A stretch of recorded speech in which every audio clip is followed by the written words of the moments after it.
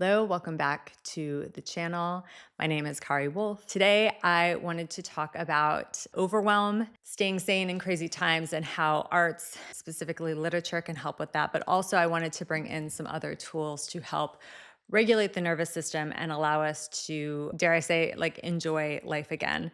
I don't want this channel to be responsive to day-to-day events as they come in too much, but it would be remiss of me, I think, and kind of ignoring some of the currents moving through the space at the moment if I didn't acknowledge the fact that as I record this in early February 2026, there is a lot going on the planet that is leaving people feeling unsettled, certainly in the West anyway, where I live. Being American and living in England, I think I have a different perspective than some people anyway, because I'm exposed to issues that I think affect everybody, but kind of from different places and different lenses. And what I am drawn to do myself right now, and I think this is applicable to other people, is to just try to calm and soothe, regulate the nervous system, and to remember, what's important to me, what I'm trying to build for the future for myself and for my family, and hopefully for like broader society, and how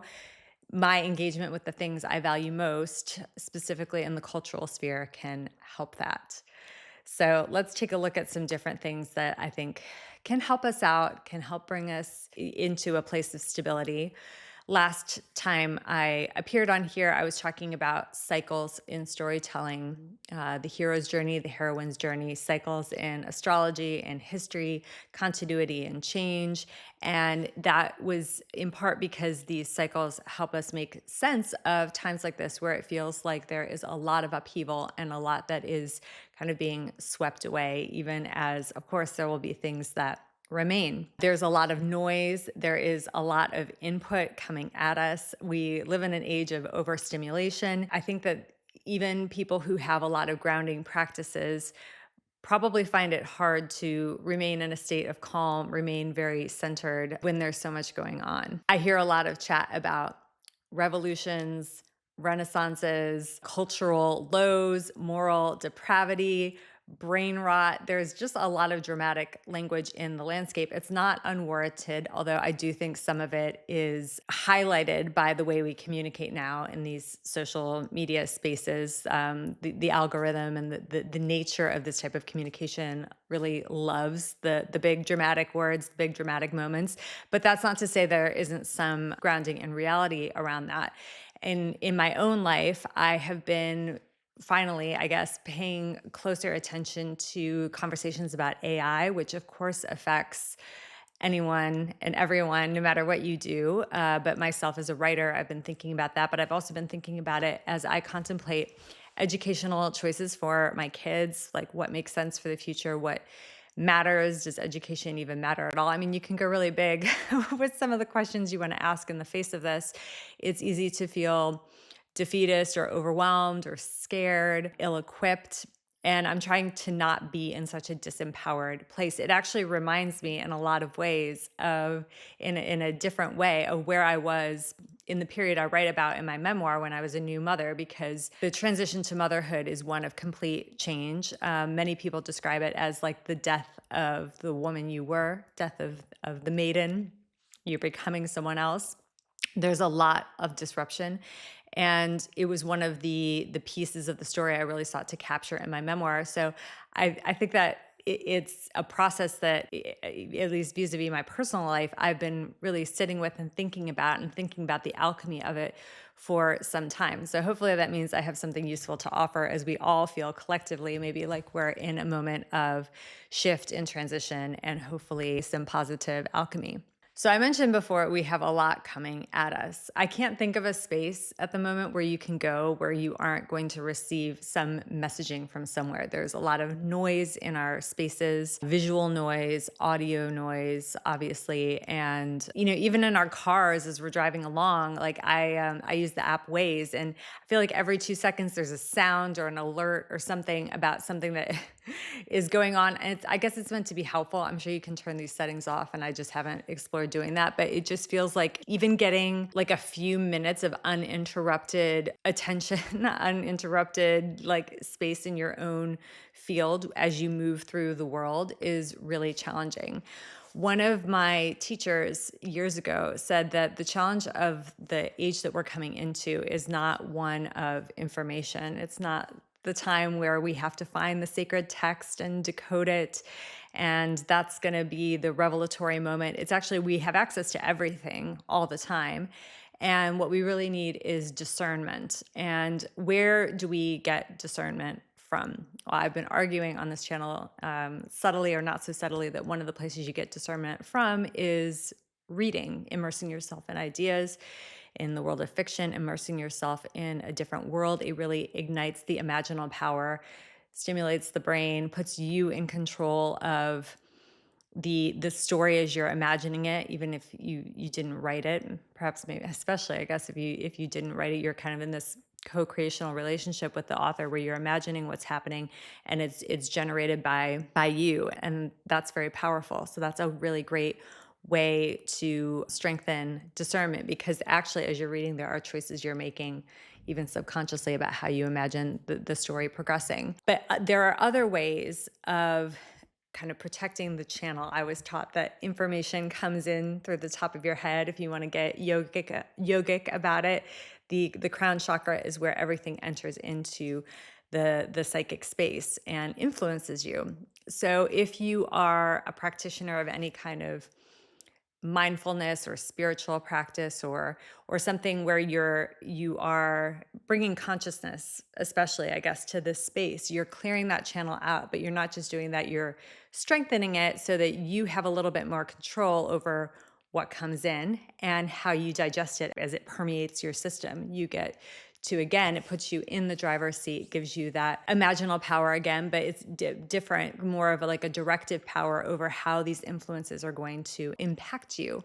And that's very powerful in a time like now where you feel perhaps like there's not a lot of control you have over your own life, over things larger than you, and you feel like they really, like you have a super thin skin and they're really getting into you. Sometimes we think about these moments as a time where we need to just clear stuff out, clear stuff out, clear stuff out. I mentioned before that I was feeling really drawn to do some like house purging. I think many of us get like this after Christmas because you receive new things, and there's been a lot of celebration, and it's time to just clear out some of the old. And of course, there's stories having to do with like Yule and Yule log and embers and all kinds of different ways that we think about late winter and early spring as a time of clearing things away. And that's very powerful. But what if actually you could allow less in the first place? I think this is a really good moment to think about that. And because I've been so deep in a process of digesting what's happening and thinking about how this specifically affects me and my family in some of the ways that I highlighted, I haven't done an epic amount of reading in January, but one book that I did read is about flower remedies. And this is you could call it a complementary therapy. It is also, if you like this kind of language, an energetic tool that many people use, harnessing the power of plants, their healing properties in a different way from tinctures and other types of herbal, as we say in the UK, we say herbal preparations. This is a different way of using a plant essence to make yourself feel better. They work primarily, in fact, they're said to work solely on the emotional level, but everyone knows that there is a great link between your emotional health and your physical health. So they can indirectly help with physical problems. And when I felt very lost and didn't know how to figure out motherhood, didn't know how to deal with my stress and my anxiety and my depression, which are all things I talk about in great detail in No Prayer More Powerful, which is, I think, just up here. Flower essences they were one of the medicines I turned to. And I loved them so much that I became actually a practitioner. I've studied the science behind it, if you will, very deeply. The practice of harnessing plant energy in this through water and sunlight. That's really what you use. Was developed here in the UK by someone called Dr. Edward Bach. Looks like Bach, but I've learned it was Bach, Dr. Bach, and he developed 38 remedies that deal with all kinds of emotional states. And since then, other people have taken this concept and they've developed many other types of remedies, and they are said to do lots of different things. And I have experienced great benefit from using flowers from all over the place. There was a time when using flower essences from my home in North Carolina was incredibly beneficial because I feel like I was missing home, and that was really good medicine for me. But I live here in England, and the 38, they're mostly English flowers and some trees, and rock water is in there too. They're almost all found in England, in native to England. And I live here, and I feel like they've been very helpful to me. So I was reviewing some of the study in January with the help of this book by Stefan. It's just called Flower Remedies, and he works at the Bach Center, and he is a great resource to go to for anyone who's curious about how these things work. And I was reviewing the preparation for walnut, which, as we know, is a tree. And it really made me think of this moment we're in, and as powerful as it can be to clear things out, clear things away that don't resonate with us, clear things that are not in alignment with the direction we want to go in, it can be just as powerful to just really limit what goes in. And I talked about how you can do these practices that can help with that. I also acknowledge and have been in the space where the idea of even sitting down for 2 or 3 minutes to, mindfully get in the zone is really tough, because you're feeling that, like, the psychic load of trying to get to that space just feels overwhelming. And so sometimes something just like taking a flower remedy where it takes 2 seconds, you don't have to be particularly mindful about it, but the impacts are tremendous. I can really say, hand on heart, they're very, very impactful, can help. And walnut, I feel like, is a remedy for these times. And I wanted to read what Stefan says about it. So you're using the flowers of the walnut tree when you prepare this remedy. Fortunately, you don't need to do it yourself. You can find walnut for sure in England, where I live, and I think in America too. The Bach flower essences are widely available. And the indications for walnut: each individual has a path to pursue through life, yet it is all too easy for outside influences to lead people astray. Walnut is the remedy to deal with these influences, whatever shape they come in: interfering friends, circumstances, ideas, propaganda, or simply the ties of the past. People are said to be in the walnut state when they are inclined to pay too much heed to such things, becoming oversensitive to ideas and opinions to which they would not normally pay any attention. Maybe we're not in a time when you would pay no attention to what's going on in the world, but certainly I feel like we have all become hypersensitive to things that we ultimately don't have any control over. And that's incredibly frustrating. I don't think it's good to be in that state for long periods of time. I also, because I'm a fairly robust person with opinions and a mind of my own, I'm tempted to think that something like this doesn't apply to me, because I'm like, well, I have great discernment and I just try to ignore things that aren't for me in a non-judgmental, loving way. But I've been taking walnut for about 4 weeks now, and it's been profound. The shift has been profound in how I'm relating to circumstances outside of my control, the world around me. And it's also helped me to tune into some of the art and culture that I really want to experience, and not be swayed so much by what I should be reading, should be consuming, should be tuning into.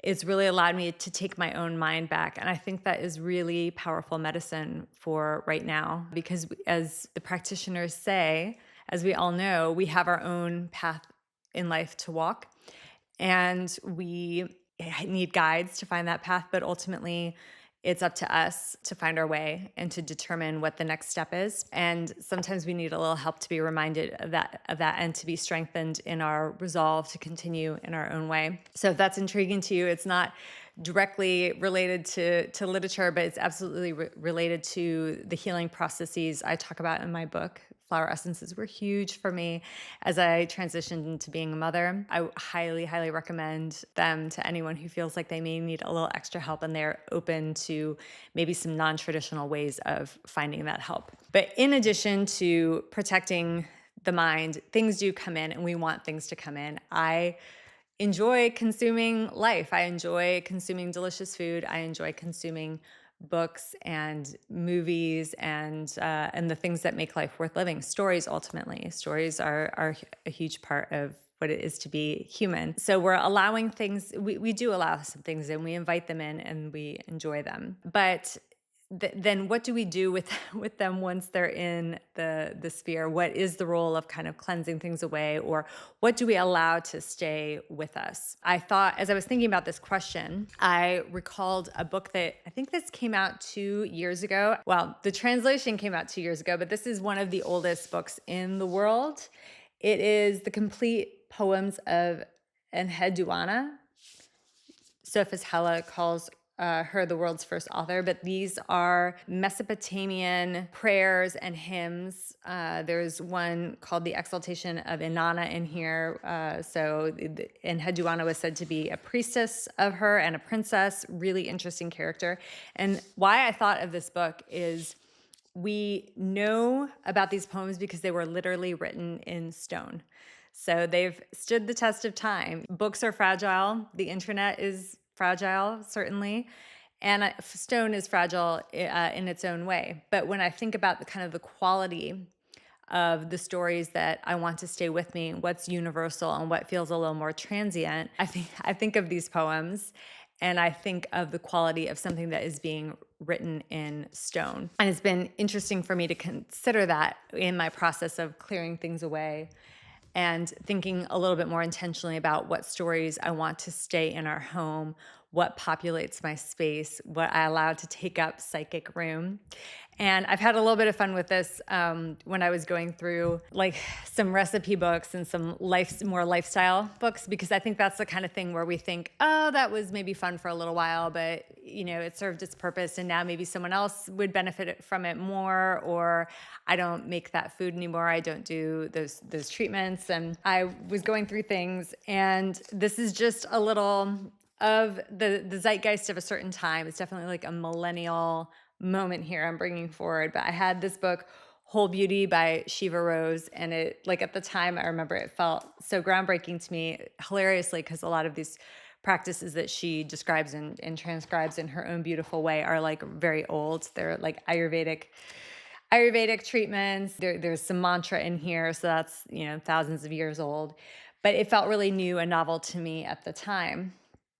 And I was going back and forth. I'm like, do I need a book with like hair masks and mantra in it still? But I'm keeping this as like a little relic of a time gone by that was very impactful to me and made a mark, I think, on the person that I am. So I don't know how often I will make or do the practices that are in here, but actually they feel bigger than just the moment they were designed to serve for me. So I've decided to hang on to it.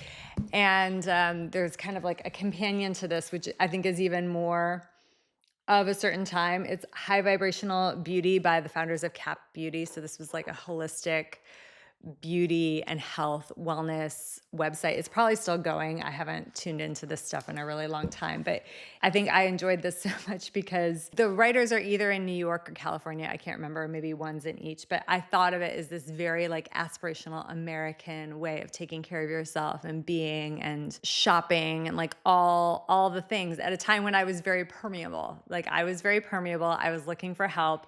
And this one went right into the psychic space. And I was like, I need mucuna powder. I need to make hibiscus horchata, like in a way that, it was very soothing and fun and gave me a little bit of a project. And I'm definitely I'm not in the hibiscus horchata space anymore, but it was really good fun. I'm definitely hanging on to this as a relic of a past version of self. And I wanted to bring these two things forward because I was talking about like thousands and thousands of years old poem before that. So, to juxtapose the very obviously ancient and weighty with something that is more fun and probably isn't going to be around in 5,000 years, except it will be, in its own way, because as I said, some of these practices are like based on ancient traditions, but it can be fun, I guess is what I'm saying. Like as you go through and clear things away and you think about what has had a lasting impact on you.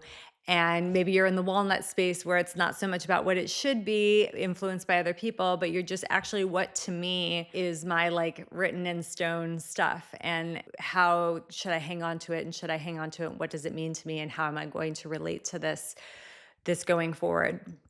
Because as I said in the last video, the things we have on repeat in our space and in our life and in the mental realm, they really carve deep grooves. They flood the subconscious with new patterns, and they impact how we behave. I mean, we're vastly more influenced by our subconscious than our conscious in terms of how we speak to each other and relate to each other day in, day out. And I think this is a time when we're also sensitive and we feel so permeable, and we're definitely coming at each other, perhaps in a less regulated way from the subconscious space.